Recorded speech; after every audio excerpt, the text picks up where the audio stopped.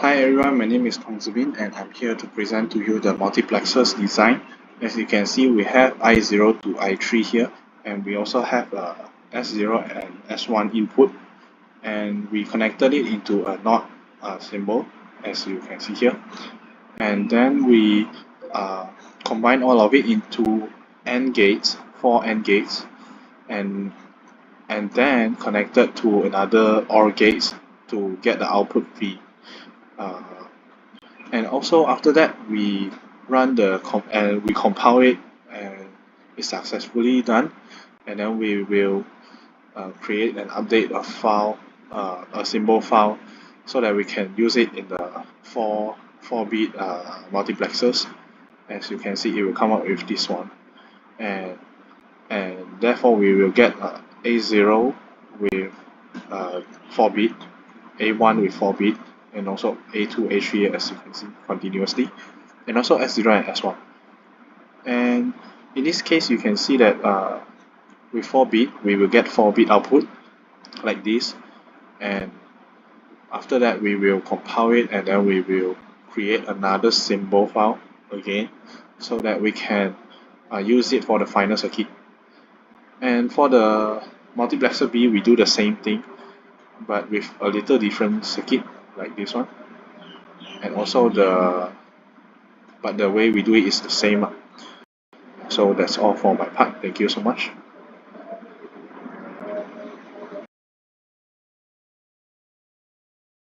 Selamat sejahtera, Madam and our group member. So firstly, I will introduce about the full schematic diagram of full adder, which is the figure that you can see now. So firstly, I will introduce this first. So for full adder, we have a 3 input and just 2 output, which is the input is A, B, and C, and the output is S and the CL. So as you can see, the full adder is a combination of 2 half adder, which is the first one is the in front of them, and the second one is this one. So we can connect the input A and B through the SO and the AND NOR also, and the C and the result, and combine the C with A and B to produce the output of S and CL.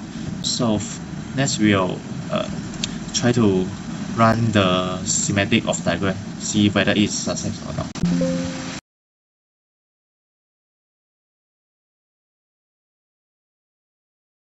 So as you can see, we are successfully to run this schematic diagram, and we can convert it to the symbol, which is create this, and I can show you the symbol as I do it before that. So next I will introduce about the 4-bit full adder. The 4-bit full adder, which means that combine the 4 symbols of full adder into the one schematic diagram. So this is our 4-bit full adder diagram. So as you can see, we have one input, which is ALU OP, connect through all the full adder, and we have above we have about 8 input, which is A0, B0, A1, B1, A2, B2, A3, B3, connect into each full adder, and the output is S0, S1, S2, S3, which is the output of each full adder. And also we have the one C out for last full adder, which is C3. So we can just run this schematic, see whether it's successful or not. So as you can see, after we run this schematic diagram, we have successfully get the no error and no warning for this diagram. So next I will convert this schematic diagram into just one symbol, and this is the final symbol of 4-bit full adder. And next I will pass the next following part to my teammates. Okay, good morning, Miss. Good morning, Doctor. So now I'm going to present you my part, which is D flip-flop. So Miss, you can see first, this is our basic unit, which is you can see the D stand for our input, U stand for output, the diamond shape is our clock, and the CLN is reset and preset. So we have used this basic D flip-flop, we will combine it to become a 4-bit D flip-flop. You can see here, we have input D0, D1, D2, D3. and the D0 will link to our first D flip-flop, and our clock will have at here. And now each of them will have our Q, which is produce our output Q0, Q1, Q2, and Q3. And this is our 4-bit D flip-flop. So now I'm going to present you our document. So means you can see here is D flip-flop. This is our truth table. And this is our characteristic table, which is you can see 0 stand for reset, and 1 we say for no change, and Q out D and clock, which clock is also always consistent moving. And our expression is Q out equals to Z, the D. And here is our symbolic logic given in Quartus, which is D flip-flop, the basic unit. And next here is our combination, which is 4-bit flip-flop. Here is our schematic diagram block, which is just now I have presented to Miss Wong. And here is our symbolic logic, which is 4-bit flip-flop, and we can also say as register. That's for me. Thank you, Miss. Hi, it's me again, Hong Zebin, and I'm here to continue the explanation about the final circuit, which conclude everything.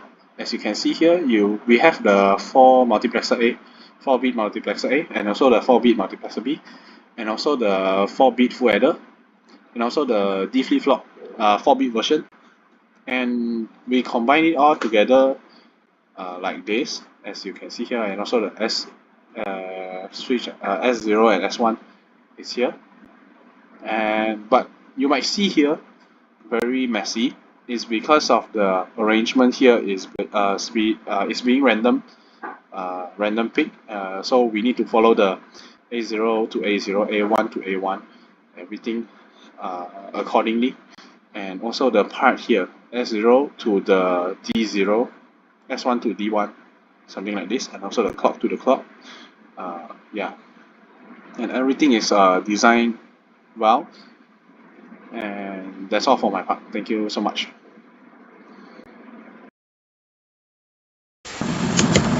So now I'm going to introduce how our timing diagram looks like. So as you can see, we have a lot of, after we simulate and run the final logic circuit, we are going to run the timing diagram of final circuit.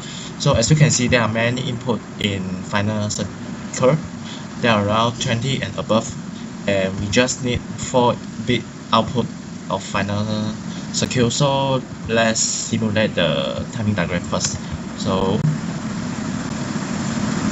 okay, so the final result of timing diagram is this for ALU OP1, ALU OP2, ALU OP3, and ALU OP3.